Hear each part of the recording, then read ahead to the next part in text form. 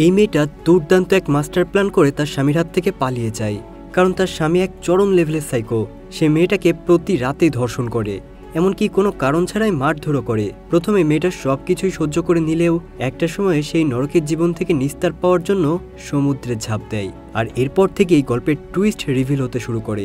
মেয়েটা কি আসলে তার সাইকো স্বামীর হাত থেকে বেঁচে স্বাভাবিক জীবনে ফিরতে পারবে, নাকি সমুদ্রের অতল গহ্বরে তলিয়ে যাবে? তো চলো তোমাদেরকে সাথে নিয়ে জেনে আসি।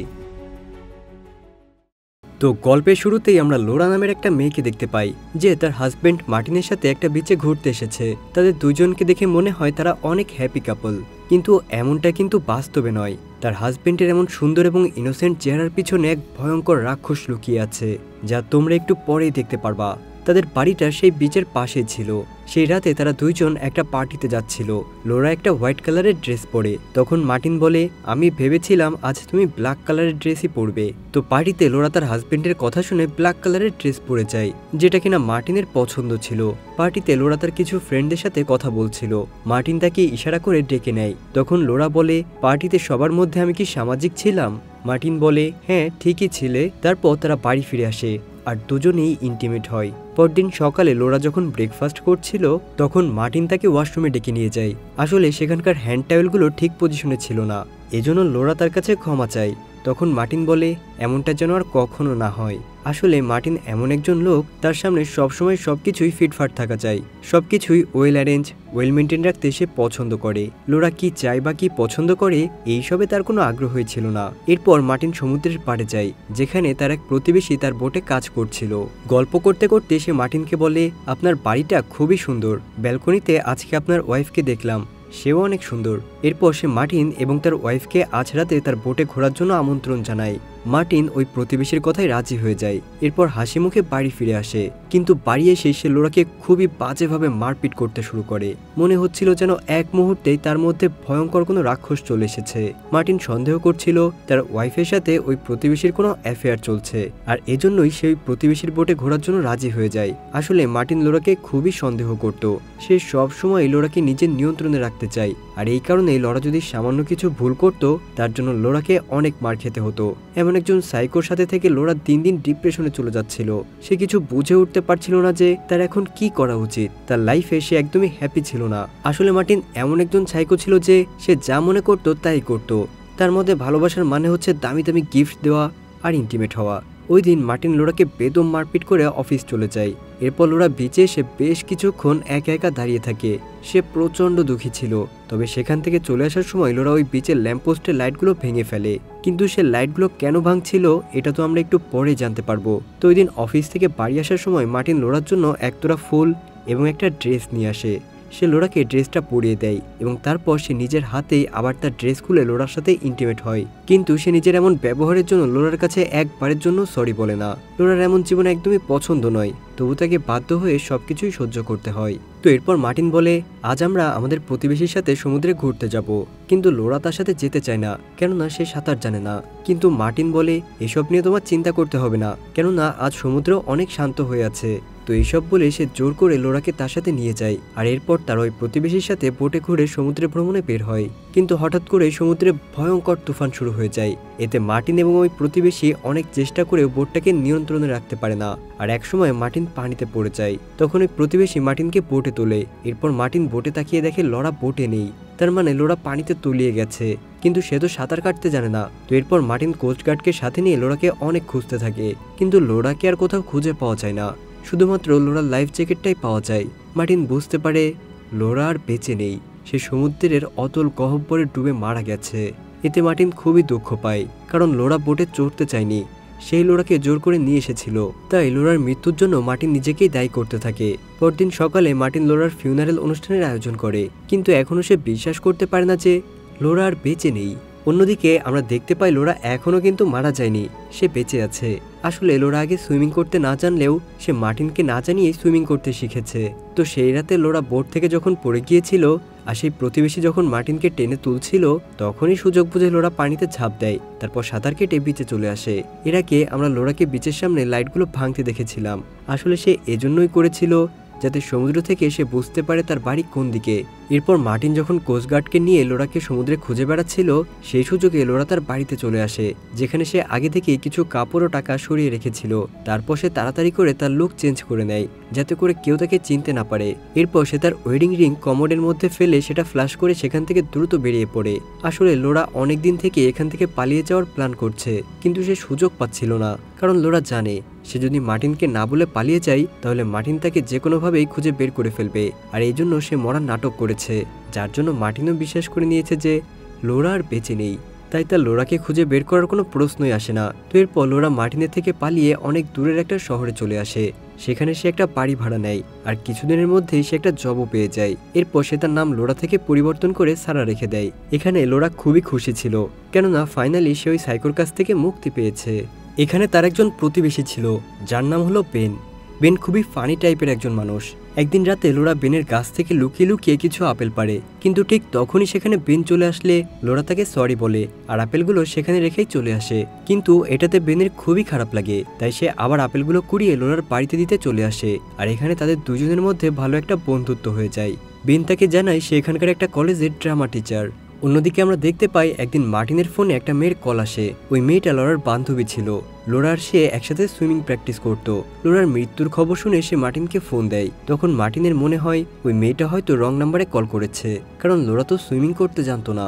তখন ওই মেয়েটা জানায়, হ্যাঁ এটা সত্যি যে লোরা সুইমিং করতে জানতো না, কিন্তু আমরা একসাথে সুইমিংয়ের ট্রেনিং নিয়েছি আর পরে সে অনেক ভালো সুইমার হয়ে গিয়েছিল।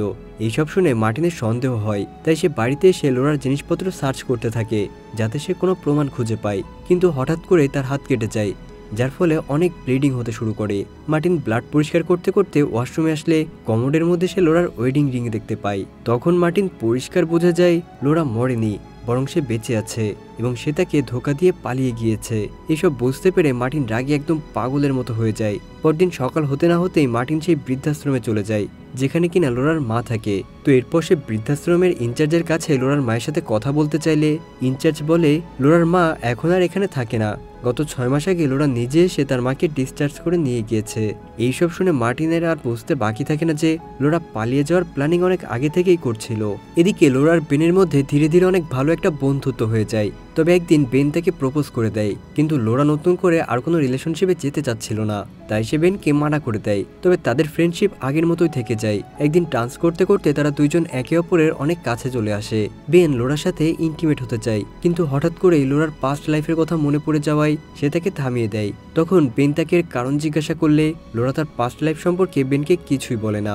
এতে বেন একটু রাগ হয়ে চলে যায়। কিন্তু পরদিন লোরা অনেক ভাবার পর বেনের বাড়িতে আসে আর সে নিজে থেকে তার পাস্ট লাইফ সম্পর্কে তাকে সবকিছু খুলে বলে। তবে দেখা যায় সবকিছু শুনে বেন তাকে অ্যাকসেপ্ট করে নেয়, এমনকি সে সারা জীবন লোরার পাশে থাকার প্রমিস করে। এদিকে দেখা যায় মার্টিন লোরার মাকে খুঁজে বের করে। লোরার মা চোখে দেখতে পেত না। মার্টিন জানতো লোরা তার মায়ের সাথে দেখা করতে অবশ্যই আসবে, তাই সে ওই বৃদ্ধাশ্রমে ওয়েট করতে থাকে। অন্যদিকে লোরা বেনকে বলে সে তার মাকে খুব মিস করে, সে তার মায়ের সাথে দেখা করতে চায়। তাই বেন বুদ্ধি করে লোরার গোফ লাগিয়ে তার লুক চেঞ্জ করে দেয় এবং তাকে ব্র্যান্ড লারা বানিয়ে দেয়। এরপর লোরা তার মায়ের সাথে দেখা করতে যায়, কিন্তু সে জানতো না এখানে আগে থেকেই মার্টিন তার জন্য অপেক্ষা করছে। লোরা তার মাকে বলে সে মার্টিনকে ছেড়ে দিয়েছে।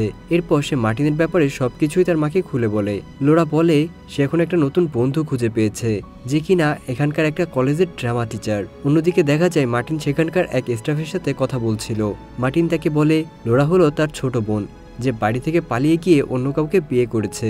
তবে এখন সেটা মেনে নিয়েছে, তাই সে চাই লোরা যদি কখনো তার মায়ের সাথে দেখা করতে আসে তাহলে এটা যেন তাকে জানানো হয়, কারণ সে তার আদরের ছোট বোনটাকে সারপ্রাইজ দিতে চায়। কিছুক্ষণ পর সে রুমে ফিরে আসে। তখন লোরার মা মনে করে হয়তো বৃদ্ধাশ্রমে কোনো স্টাফ এসেছে। এদিকে রুমের ভেতর শুধু লোরার মাকে একা দেখতে পেয়ে মার্টিন আবার ফিরে চলে যায়। আর তখনই লোরা ওয়াশরুম থেকে বাইরে বেরিয়ে আসে, কিন্তু এবার লোরা মার্টিনের হাত থেকে বেঁচে যায়। তো কিছুক্ষণ পর লোরা বৃদ্ধাশ্রম থেকে বের হয়ে যায়, আর এর একটু পর মার্টিনও বের হয়ে যাচ্ছিল। আর ঠিক তখনই রিসেপশনিস্ট তাকে ডেকে বলে আপনি বলেছিলেন কেউ লোরার মায়ের সাথে দেখা করতে আসলে আপনাকে জানাতে। গত 6 মাসে কেউই লোরার মায়ের সাথে দেখা করতে আসেনি, তবে আজ একজন ইয়াং ম্যান লোরার মায়ের সাথে দেখা করতে এসেছিল, আর সে একাই এসেছিল, আর সে এইমাত্রই বেরিয়ে গেছে। এটা শুনে মার্টিন দৌড়ে বাইরে চলে যায়। তবে ততক্ষণে লোরা সেখান থেকে চলে গেছে। আসলে মার্টিন বুঝে ফেলে এটা কোনো ছেলে নয়, বরং লোরা তার লুক চেঞ্জ করে তার মায়ের সাথে দেখা করতে এসেছিল। এরপর সে আবার লোরার মায়ের কাছে ফিরে এসে বলে সে একজন পুলিশ অফিসার আর লোরার হাজবেন্ড তাকে মারার জন্য খুঁজে বেড়াচ্ছে। সে লোরাকে যে কোনো জায়গায় পেলেই মেরে ফেলবে, তাই আপনি লোরার ঠিকানা আমাকে বলুন যাতে আমি তাকে বাঁচাতে পারি। এসব শুনে লোরার মা প্রচণ্ড ভয় পেয়ে যায়। তাই সে তাকে বলে, লোরার অ্যাড্রেস আমি জানি না, তবে লোরা আমাকে বলেছে তার একজন ফ্রেন্ড রয়েছে যে এখানকার এক কলেজেরই ড্রামা টিচার। এইসব শোনার পর মার্টিন লোরার মাকে মেরে ফেলতে যায়, আর ঠিক তখনই সেখানে একজন নার্স চলে আসে। তাই সে লোরার মাকে না মেরে সেখান থেকে চলে আসে। এরপর সে ওই কলেজে চলে যায় যেখানে বেন জব করত, আর কিছুক্ষণের মধ্যেই সে বেনকে খুঁজেও পেয়ে যায়। তো বেন কলেজ থেকে বের হচ্ছিল, তখন মার্টিন তাকে ফলো করতে থাকে। বেন ওখান থেকে একটা মেলায় আসে, আর এখানে এসে লোরার সাথে মিট করে। এখানে বেন আর লোরা অনেক হাসি খুশি ছিল। মার্টিন দূর থেকে তাদের দুজনকে একসাথে দেখে প্রচন্ড রেগে যায়, কারণ সে মনে মনে যা ধারণা করছিল ঠিক তাই হয়েছে। ওই দিন মার্টিন লোরাকে ফলো করতে করতে লোরার বাড়িতে চলে আসে। এরপর লোরা গোসল করার সময় লক্ষ্য করে ওয়াশরুমের টাওয়েলগুলো ওইভাবেই রাখা যেভাবে মার্টিন রাখতো। এটা দেখে লোরা প্রচন্ড ভয় পেয়ে যায়। তাই সে পুরো বাড়ি চেক করতে থাকে, কিন্তু কোথাও কাউকেই খুঁজে পায় না। তখন সে দেখতে পায় ক্যাবিনেটের সবকিছু খুব সুন্দরভাবে সাজানো গোছানো, যেভাবে কিনা মার্টিন তাকে রাখতে বলতো।